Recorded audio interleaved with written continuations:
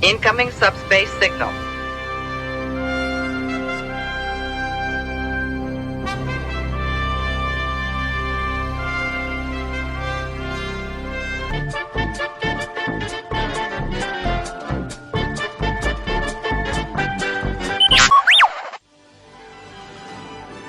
You are watching Central Valley Geeks. Please welcome our host and resident geeks, Scott and Shawn. I'm back, baby! Welcome back to the Central Valley Geeks. I am Scott. This is my buddy Shawn. We are the Central Valley Geeks. Occasionally you'll see a couple more of us, but right now it's just the two of us. And today we are going to talk about the episode Full Circle. It's the episode. It's the last episode of season 6.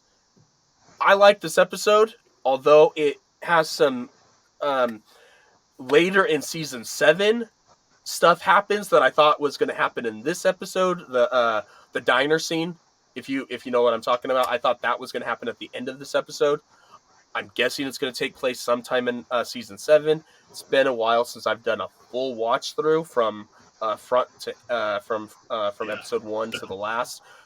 Because we're doing this, I'm going to have to do another rewatch because we've been jumping over so much. Getting confused. I am so screwed up on the chronology of everything.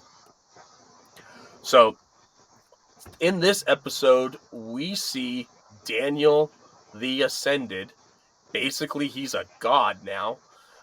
He breaks the god rules, which, you know, in our stuff, gods don't have rules, but in the Ascended, gods have rules. Well, I mean, the Q have rules, and I just assumed they're very The Q have rules. We never actually find... The only rule we find out about is don't mess with the Borg. I thought they actually That go is over the more in only Voyager. thing we find out. Maybe, I don't remember. It's been too long. Oh, and you can't commit suicide. You can't kill yourself, and you can't mess with the Borg. And both of those came from Voyager. So what did we learn anything about the Q rules in the Next Generation? Because we never even learned what we never even learned what Q was in prison for in the first place. Yeah, what did he do to lose his omnipotence? And then there's another filler episode of Next Generation. This is way off topic, and I'm going to change it back real quick. But with the Q rules, we never saw any rules regarding. Wow, you're maybe come a little bit closer to your camera. Could you fade it out for a second, like your background just? Yeah, that was weird. I saw that. We hear Q tell the girl Q when she hit adolescence, she started gaining the powers because her parents were Q, which again is a contradiction to the Voyager episode where Q has a baby, because they say that Q's child is the first continuum baby, which obviously it's not, unless they specifically mean born in the continuum. But what I assumed, and here is what I assumed. So sorry, is the two that had the Q baby before had a flesh and bone baby. Q's baby was a Q baby that was still like energy. It was never a matter baby. Never a matter baby. There we go. He always had power. He didn't use his power at first, but when we see him in season 7 talking to Janeway, he tells her, "Oh yeah, you said I was adorable," and she's like, "You remember that? Yeah, I'm a Q. Of course I remember that." He wasn't using his powers, but he remembered that, as opposed to the other girl. She didn't remember her childhood very well. She didn't know her parents. If she was a full Q from the beginning, she would remember that.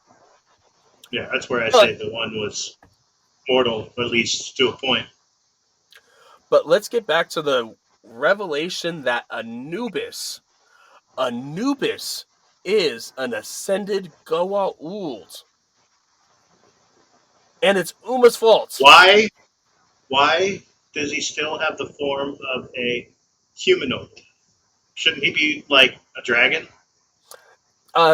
Later in the episode, they say that the others the ancients, because Daniel finds out that the ascended beings are the original ancients, which I also have an issue with too, because the ancients removes the Earth evolution, because the ancients have been around for many millions of years, and our evolution wouldn't have evolved from monkeys if the ancients were true, basically. But that's my only gripe with it. But Daniel Jackson's an ancient. He finds out that the other ancients outcast Anubis, and they tried to make him human again. But he is stuck somewhere in limbo, in between. So he still has some stuff he can do in the human plane, and then he has some ascended stuff he can do. Hence, hence I mentioned in a different episode the diner scene. I thought because that's when we really find out all about Anubis. His cloak that he's wearing, that's over his head and body. Daniel says that's containing his form, so that's holding him in from just dissipating. But yeah, I like it. I can assume, and I'm trying not to bring stuff from that diner scene, but I'm pretty sure we can tell, especially the way that he was upset when he was trying to use his powers against her, or I'm sorry, against Anubis. He yells, "No, not now," or something along those lines, and his power disappears behind him. Yeah. I'm assuming that's Uma or the other ancients taking him back, stopping him from attacking Anubis. Doing it. Yeah, since Anubis is now part of the mortal plane, you can't interfere with him. I did really like, and this, because we're watching this way out of order, it's hard to tell in this episode that Skara used to be a Goa'uld. For about 3 seasons, he had a Goa'uld symbiont, and he had to go to a special planet to get a neck adapter so that the symbiote could talk and Skara could talk, and they were in a court who deserved the body.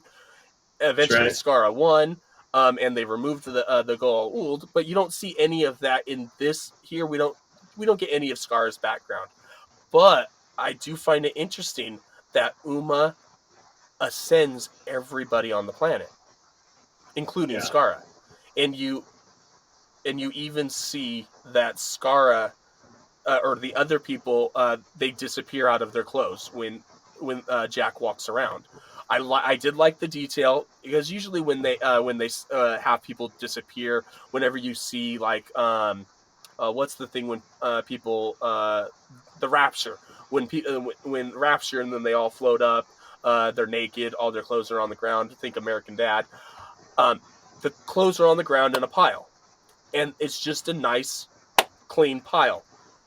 In this, I liked the details that basically they left everything there and just removed the actor, because the bloody bandages, the bloody shirt, that was all there. We don't know if they wear underwear, but that part wasn't shown anyways, so we don't need to know about that.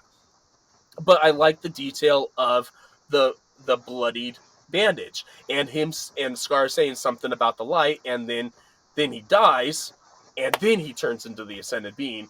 And then a couple days later, after the pyramid is blown up by Anubis, they're able to reactivate the gate. They come back through. Everyone's alive and fine. And Jack's like, what the hell's going on? And then Skara fills him in on everything, which is really cool. I love that Uma was able to save that planet, because Abydos is probably the second most important planet in the Stargate franchise, right behind Earth, up until this point. Obviously, it's not important anymore because it's gone. But Abydos was where we started in Stargate with Kurt Russell. So Kurt Russell and James Spader, they went to Abydos. French Stewart was there too. That's right. Those are the only 3 people I can remember from the movie. But I enjoyed this episode. Of course, my issues with the ancients and human evolution, that's just an issue I have with the idea of the ancients, and it gives our friend David credibility when he talks about the ancient aliens, and I never want to give my friend David credibility. Right. But I did read on IMDb just when I was flipping through earlier that I guess this was the series finale for a while. They weren't sure if it was going to be renewed Really? up until this point. Even at least that's what it said. That's interesting because my understanding is that they wrote that scene at the end because Daniel wanted to come back for season 7, or Michael Shanks. I wanted to get his right name. Maybe I read it. Maybe I read it wrong, but I don't think so. I don't know. It also changed networks like 3 or 4 times. It started out on Showtime, then it went to CBS, then it went to Sci-Fi, and then CFI, which was the same network. But I don't know if that counts Which is as why 4 or 3. Stargate starts off with Kurt Russell, continues with Full Bush, and then gets on Sifi. Because on Showtime you see Full Bush. Oh yeah. No, you see Full Bush of Daniel's wife. Yeah. Yeah, it's weird, but you do. I was very surprised because my buddy had let me borrow the DVDs, and that's how I watched them all. I think the first 4 or 5 seasons when I first originally watched the show. I was on the boat. I don't know if I told you the story. I was just going to ask you if you were on the boat for this one because I think you said you were on the boat for when you watched Star Trek too, right?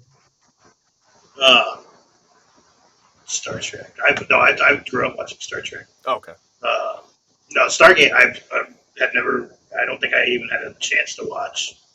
I don't remember why, or I just hadn't really caught it. You know what I mean? And then my buddy had the season 4 or 5. I don't remember. So I borrowed his little DVD player and just laid in my rack when I could and watched. Just burned through it really fast, as fast as I could. So good. Yeah, that was it. I like the show. Honestly, I didn't watch the show until I met you, and that was back in 2011. Damn, we've known each other for 13 years now. Yep. Well, that's why this weekend we need to watch Firefly. You can come over and watch it. There's only so many episodes. So. Yeah, but Saturday is the 4th, so shouldn't we be watching something Star Wars related? I just got done watching all Star Wars. That's true. Unless you want to come over and we can start. We can just make characters on Old Republic. I don't know. Maybe let's finish this video real quick. I'm gonna have to cut all that out. I do a couple. I use an AI thing to help me create notes for this. A couple of the things that it's got for it lists memorable quotes. How is hijack a memorable quote? If anything from that scene, I like when Jack gets mad at Daniel, and then Daniel starts the conversation over. Hey, Jack, how are you doing? How's it going? And then Jack's like, well, it was going okay until recently. An old friend of mine who never calls or writes came and asked me to help save a world. I like the elevator scene, and then when Tilk says, "Oh yeah, Daniels came and visited me too," I love that you can actually see the jealousy on Sam's face. You both got to see Daniel. Why didn't I get to see Daniel? But yeah, I like that episode. Really excited when season 7, episode 1 started, called The Fallen. We already did a YouTube recap on that. Go back and watch it. Daniel Jackson comes back to life, but has no memory, and fun ensues from there. So, another shout out to Amanda Tapping for creating this whole 60-day challenge for mental health, and hopefully moving forward, our mental health is good, or is always on. Let's hope for on the up slope. We've had a lot of downs in the last couple years, honestly. I mean, the whole world has been on the downswing during 2020. So let's get back on the upside. Let's have some fun, and let's watch some Stargate and Star Trek and Star Wars. Anything else with a star in it? Fallout. Fallout is great. Go watch Fallout. We will be doing a video on Fallout. That is where we are going to have a special guest. I don't know what her name is yet. I don't know if it's going to be her human name or if it's going to be a persona. But in real life, it's Shawn's wife. Thank you for watching Central Valley Geeks. this is where we're going to end this episode. Please like and subscribe down below. Comment down below. Tell us what you like or did not like about this episode. Tell us what you like or did not like about Daniel Jackson ascending. He was ascended for a full season, season 6. He comes back to human form in season 7. I missed him. Jonas was not a great replacement for him. If anything, you should have brought James Spader back. By that time, he was doing TV shows. he was. What was that show? The Practice. I think it was. He was a lawyer on The Practice. The Office. Oh, okay. He was also in The Office. He was also in The Office. That's why I was very confused when you said The Practice. I'm like, what the fuck? Oh, maybe it wasn't The Practice. It was another legal one. The one with William Shatner in it. Boston Legal. Yeah, Boston Legal. I think he might have been in that, not The Practice. But okay. Hey, check out all of the Stargate, Star Trek, Star Wars. If I'm gonna rank them, it's gonna be Star Trek, Star Wars, Stargate, and these are two very hard ones. I grew up on Star Trek. I did not start watching Stargate or Star Wars until I was over 18. So I'm a Trekkie through and through. Star Wars keeps shitting on itself every once in a while, so it's kind of hard. It's like, yeah, I'm not good. I wasn't gonna put it out there, but my grandma had me watch The Adventures of Ewoks in the 80s when it came out. I liked it because I was like 5 and I didn't know of any other Star Wars stuff. But then when I saw other Star Wars stuff, that was shit. And I don't even believe you can watch that. You have to like download it illegally or something in order to watch it. Probably, yeah. Thank you for watching Central Valley Geeks, and stay tuned for more episodes.